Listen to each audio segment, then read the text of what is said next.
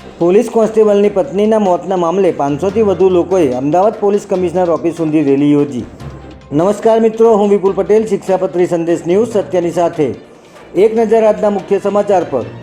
અમદાવાદના વાસણા વિસ્તારમાં પોલીસ કોન્સ્ટેબલની પત્ની ગીતા રાજપુરોહિતની આપઘાતના કેસમાં 20 દિવસ બાદ પણ આરોપીની ધરપકડ ન થતાં વિવાદ વધુ વકર્યો છે।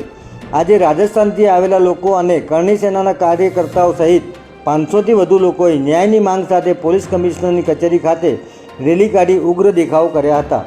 મળતી માહિતી અનુસાર ગત 15મી એપ્રિલના રોજ વાસણા વિસ્તારમાં ગીતા રાજપુરોહિત નામની મહિલાએ ગળે ફાંસો ખાઈને આપઘાત કર્યો હતો। આ મામલે વાસણા પોલીસે મૃતકના પતિ અને પોલીસ કોન્સ્ટેબલ અર્જુનસિંહ પુરોહિત સામે આપઘાતની દુષ્પ્રેરણાનો ગુનો નોંધ્યો હતો।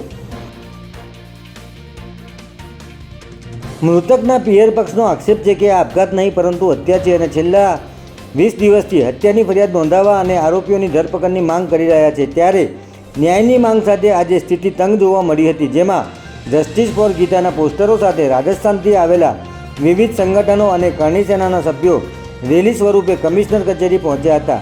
મોટી સંખ્યામાં ઉમટેલા ટોળાને કારણે પોલીસ કમિશનર કચેરીના ગેટ બંધ કરી દેવાની ફરજ પડી હતી, જેથી લોકો ગેટની બહાર જ બેસી અને સૂત્રોચ્ચારો કર્યા હતા। જય હિન્દ, જય ભારત।